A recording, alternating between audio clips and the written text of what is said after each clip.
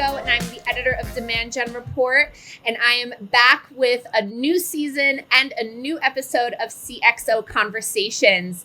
I'm so excited to kick off this series again, and I have a very special guest with me today. His name is Nick Hayes, and he is the founder and CEO of Jabmo, which is an ABM platform that you hopefully know about, or if not, you will learn about more today. Nick, thank you so much for joining us today. It's so great to meet you. Klaudia, thank you for having me on your show. Of course. I'm really excited. I honestly haven't really spoken to many executives from Jabmo yet. We've done a bunch of coverage on you guys lately. So I'm really excited to learn more about you and the solution and talk all things ABM. So to kick things off, tell the audience a little bit about yourself and Jabmo. I'd love to learn about your role as CEO, how long you've been in this role. I know you're the founder, but would love to hear some background information on that. And I'd love to hear, what are your top priorities and key learnings from the past year? Well, as you might hear by my accent, I'm English, based in Paris. I've been an entrepreneur all my working life. I've been working in marketing technology for over 20 years. I started in direct mail catalogs, doing database marketing for catalog marketing. Then I did 15 years of email marketing. I ran an email company called Email Vision. And 5 or 6 years ago, I started Jabmo. It started off primarily as an account-based analytics platform, helping salespeople understand anonymous activity on their website from their target accounts. And since then, it's grown out to become a full-blown ABM platform, omnichannel, including display, email, Google, retargeting, the whole omni-channel spectrum, all under one easy-to-use solution. Awesome. I love it. So obviously, it's been a very unique few, I want to say maybe a couple years now, with the pandemic and everything going on. And there have been so many changes in the industry and specifically the B2B buyer's journey. So I'd love to hear your take on what and on how and that has changed really in the past year. Specifically, speaking of account-based marketing practices. Okay. Well, I didn't mention it early in the intro, but Jabmo is, unlike our competitors, we're focused 100% on manufacturing, life sciences, and healthcare. And those companies have long sales cycles and really big buying committees. So what has changed over the last 12, 24 months has really been just an acceleration of trends that were already happening. So buying groups growing from 2 to 3 all the way up to 30 over the last 5 years, and then the buying cycle is getting longer because more people are getting involved, and those people getting involved in a more anonymous way. People don't want to fill in web forms anymore. All the research is happening online, and that change was accelerated over the last 12 months for our customers. So a lot of our customers were digital laggards, unlike software companies and technology companies.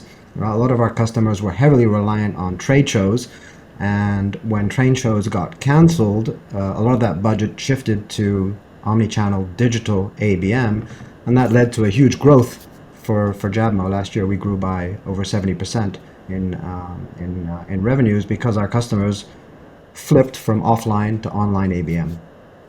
Awesome. So tell me a little bit about how all of these changes affected the way Jabmo goes to market now, knowing your audience now and knowing their big transition into digital.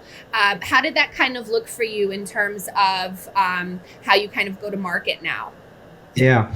Well, when we were selling just the analytics platform 4 or 5 years ago, we were selling it in a traditional way. We were using sales reps and going out there and selling this in the traditional way. What's changed over the last 24 months for us is we no longer have salespeople. I mean, our business is 100% marketing driven. It's the marketing team that has taken over the job of the salesperson and reaching out there to our target accounts even before they know they have a problem, reaching out, educating them, and then we have consultants that come in towards the end of the buying cycle when marketing has done its job and then we have either face-to-face meetings or video meetings to close to close the deals with our customers. Very interesting. And you had also mentioned a little earlier about, anonymous, buyers and visitors in within a buying group. So I'd love to learn a little bit more about that. They obviously play this big role now in the buying process. So what are some ways that organizations can better identify them and then really cater their campaigns to those specific influencers in order to kind of get them to sign that dotted line? Yeah, well, that's really why I started the company, Jabmo. I mean, in the old days, marketers had to wait for somebody to fill in a web form to for them to convert from an anonymous visitor to a known, and so those conversion rates dropped dramatically over the last 10 years. So a 1% conversion rate is an amazing conversion rate, but that's a very low number if you think about it. So when I discovered that you could use IP addresses and map them to large corporations and their different divisions and in their different locations worldwide, for me that was a aha moment where marketers now no longer have to wait for people to fill in their web forms, where they can actually now see what's happening on their websites and happening before they're ready to make themselves known. So IP technologies, it's just fantastic way of identifying anonymous buying activity. But we've turned that upside down and said, instead of just sitting there and waiting for target accounts to come to your website and engage with your marketing content, we say you've got to get out there before that. So we've turned it upside down and taken our IP company database and hooked it up with the different walled gardens plus the DSPs, and enable our customers to reach out to their target accounts even before they have, even before they've identified the problem, even before they've started searching, even before they've started going onto third-party or first-party websites. So we're helping them overcome that problem of just sitting there waiting for a form fill or waiting for somebody to visit their website. Interesting. So technology obviously plays a big role here. Are there any other best practices that you could share around how today's B2B marketers can really take back control of the buying journey with key accounts? Yeah. Again, it's about reaching out before they even know they have a problem. That's how you take control. That's how the marketing people can take control. So we've watched the marketer go from a backseat driver type of role where sales drives the business, drives the growth, particularly in our customers, which are manufacturers, life sciences, and healthcare. It's very engineering and very sales driven. And marketing has always had a backseat role. And then it went to self-research, where salespeople started losing control. And over the last 12 years, with the boom in account-based marketing, we've seen marketers take control. And so they're actually able now to reach out, take control of the buying cycle from beginning to end, where the salespeople are coming in and more towards the end of the cycle as opposed to the beginning of the cycle. So marketers are taking control, and they're doing the job that the salespeople used to do 2, 3, 4 years ago. Very interesting. So, I want to continue the conversation, about specifically on omnichannel ABM. What are some common challenges or even mistakes facing marketers who are really looking to strategize and do omnichannel ABM successfully? Yeah. It's really about all channels working together. In the early days of digital marketing or digital B2B marketing, marketers were heavily reliant on marketing automation platforms or email marketing to generate form fills, which they threw over the wall to the salespeople. And then marketers realized that it wasn't working because only 1% of the form fills were converting, and because big companies don't buy as individuals, they buy in terms of groups. So the marketing automation promise didn't really work out. And then came account-based marketing, but account-based marketing became synonymous with display advertising. And in fact, Forrester even said it 2 or 3 years ago. Steve Casey from Forrester said it. Email is to marketing automation as is display advertising to ABM.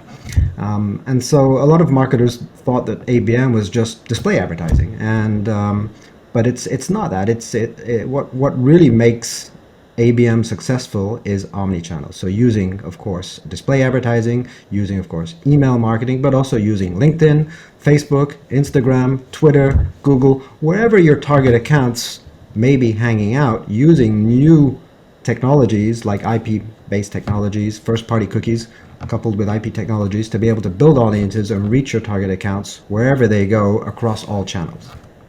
Very interesting. Yeah, I could tell, especially in this digital transformation, that, you know, making sure that your company and your brand is visible, you know, whether it's on social media, LinkedIn, and all of those sites, as well as display advertising and things like that. So I'd love to also, you know, learn how does an omni-channel ABM platform differ from other ABM technologies in the space, if it differs at all? Yeah, omni-channel as opposed to mono-channel. The big difference there. So most of the marketing automation platforms have repositioned themselves as account-based marketing platforms, but they remain at core account-based email marketing platforms, and they're reliant on people providing their email addresses, and they're reliant on, of course, compliance with the GDPR rules. You can't just spam people who've never requested to receive email. And then you've got the native ABM platforms like Jabmo, where we built it up from the ground upwards with omni-channel in view. So we built an account-based marketing platform. At the base of that is what we call account data platform, or B2B CDP, and that is what powers all the different channels, including email, advertising, social channels, Google. And what differentiates Jabmo from our competitors is that we provide all of the channels fully integrated, including marketing automation. Interesting. And I could imagine that it's almost easier. I don't want to say easier, because I'm sure, you know, it's all pretty difficult and challenging from time to time, but easier for small teams. I always feel like, you know, a lot of people believe that, you know, they can't do ABM because they don't have the bandwidth, the resources, the budgets to do, you know, what, let's say, an enterprise organization does with ABM. So I could imagine having this sort of solution is really helpful for smaller ABM teams. Is that right? Well, I've from experience, I've noticed that small teams move faster. They iterate faster. They're more agile than big teams. That said, when you're doing omnichannel ABM, it can get messy quickly and require all kinds of different skill sets, all kinds of different teams and people to do stuff. And today, that's a challenge for large companies or even medium-sized companies, is to hire, train, and retain all these different skill sets. And the average tenure, I think, of marketers in our customer base is like 18 to 24 months. So there's a lot of rotation in there. So one of the big challenges is not just technology; it's getting these skill sets to work together and build account-based marketing programs. We have overcome that. We've helped our customers overcome that challenge by adding a layer of managed services. So in Mauritius, an island off the coast of South Africa, we've found an amazing country where the government is heavily involved in training up their populations, their young populations, to become digital marketers. And we have their access to a great workforce there. We're training and building up an account-based marketing managed services team. So most of our customers don't have ABM resources to be able to do omni-channel. If they do, they have a hard time retaining them. We come along and say, listen, you guys focus on the strategic side of ABM, and we'll handle the execution side with our managed services teams. And that's been very successful. Awesome. That's fascinating. I love that.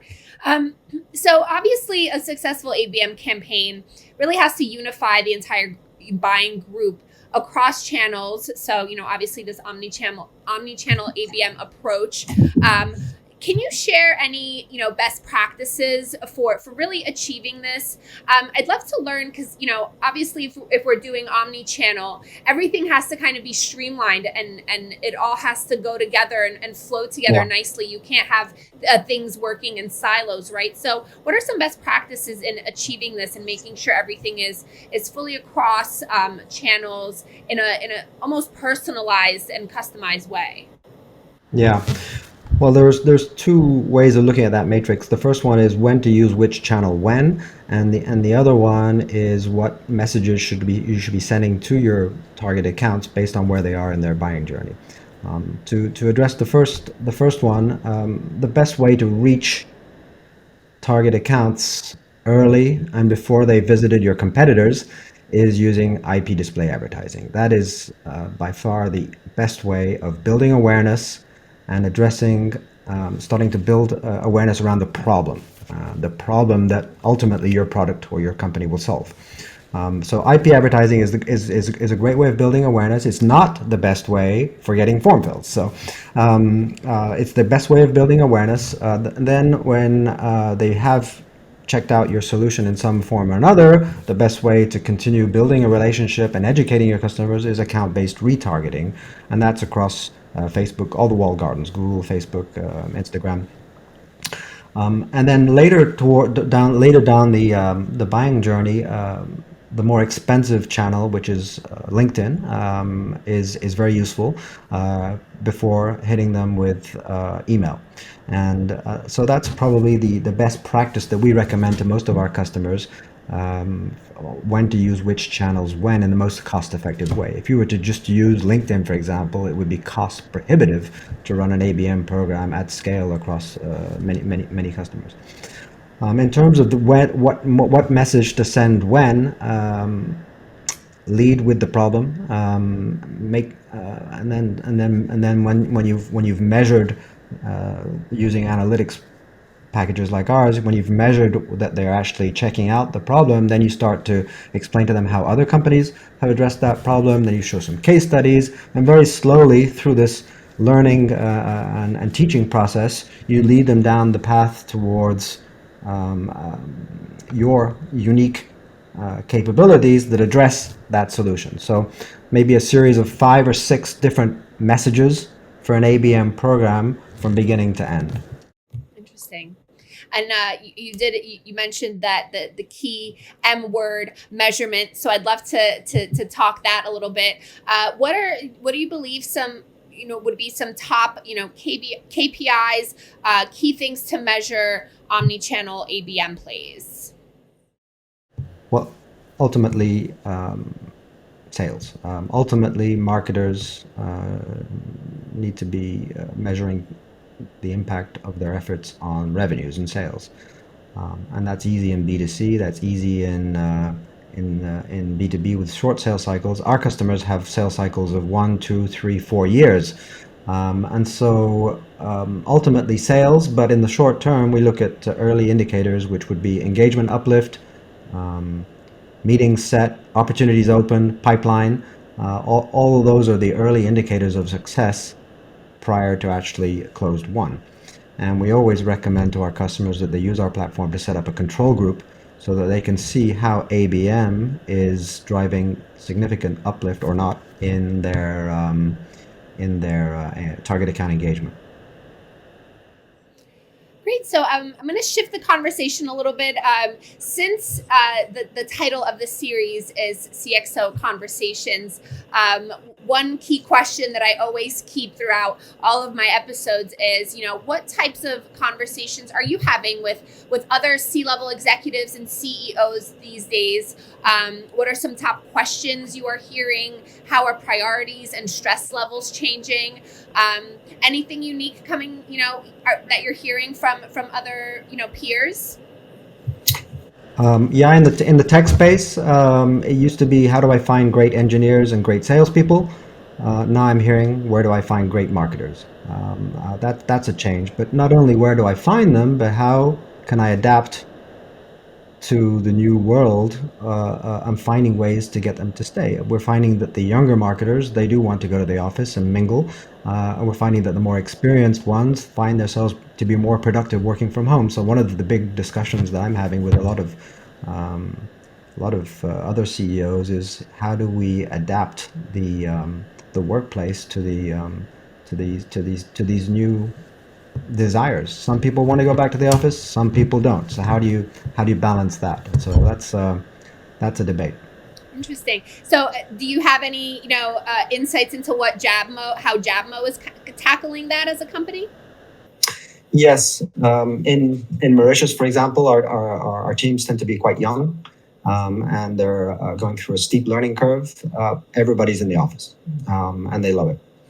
In the US, for example, it's 3-4 days a week in the office, 4 days working from home.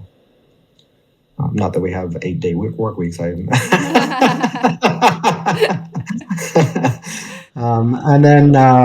we were, as a global organization, we were already, a lot of people were already working digitally, I should say, remote offices as well as work from home. Yeah.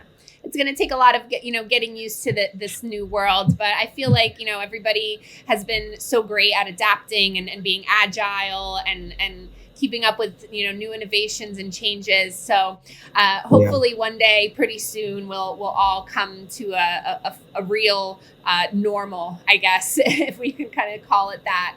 I had a normal lunch the other day, and one person turned up an hour late because his train was late. Another person turned up 2 hours late. I mean, I forgot that there's a lot of inefficiencies of the old normal. Yeah. I like the new normal. Yeah. I find it to be a lot more productive, a lot more efficient, and we're saving quite a lot of money on travel and trade shows. I think it's made us much more efficient. Yeah, absolutely. I definitely agree. And it's starting to get a little annoying nowadays. There's more cars on the road. You're back to the typical traffic and all of that. So I tend to think about, in the beginning of once everything started opening back up again and people were still hesitant and still staying home, a lot less cars on the road, a lot less stress on the road. But everything is kind of slowly coming back to fruition there. Last question for you. What's next for you and what's next for Jabmo? Are you, seeing any new ABM trends that are kind of going to make their big reveal in the new year? Well, there's been a lot of pilots. During the pandemic, a lot of those pilots converted and expanded significantly. Since the pandemic, a lot of new names have come on board. And so what's new for us, or let's say what's new for our customers is kind of old for us. So we're very much focused on helping our customers go from one channel to omnichannel. We're rolling that out across all of our customers. And another area that we're helping our customers is go from USA only to US plus EMEA and Asia Pacific. One of the reasons why our customers chose Jabmo was because of our international capabilities. And having done pilots maybe in just 1 or 2 English-speaking countries, now they're rolling them out worldwide. So omnichannel and international are the 2 big rollouts that we're doing for our customers. Awesome. Very interesting. So I'm looking forward to seeing it all play out. And hopefully, speaking with you and the Jabmo team more to learn about all things ABM in the future. So thank you so much, Nick, for joining me today. That's really all the questions I have for you. I really appreciate you taking the time to really shed some light on Omnichannel ABM and sharing your story. So yeah, thank you so much. Thank you very much, Klaudia. See you soon. Yeah, bye. And thank you everyone for watching today's episode. That's another wrap. I'm so excited to kick off this series again. So hopefully I will see you next time. As always, hit the like and subscribe buttons to our series so you don't miss any new episodes. And drop me a line on LinkedIn or Twitter if you want to be a guest on the show or know someone who would be a great fit. So looking forward to hearing from everyone and seeing you all on the next episode. So thanks again. Have a good one.